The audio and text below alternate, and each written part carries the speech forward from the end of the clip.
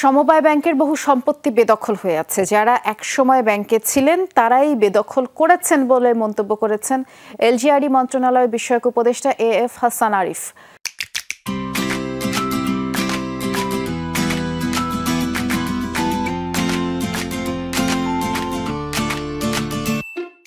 সকালে কুমিল্লার পল্লী উন্নয়ন একাডেমির ৫৭তম বার্ষিক পরিকল্পনা সম্মেলনে তিনি বলেছেন, মন মানসিকতার অভাবে সমবায় দাঁড়াতে পারছে না, উন্নয়নের দিকে কারো লক্ষ্য নেই, সমবায়ীরা শুধু কমিটিতেই ঢুকতে চায়।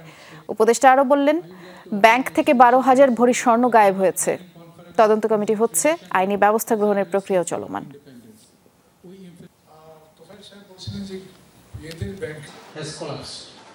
সমবায় ব্যাংকে সম্পত্তি আছে, সেই সম্পত্তি বেদখল হয়ে আছে।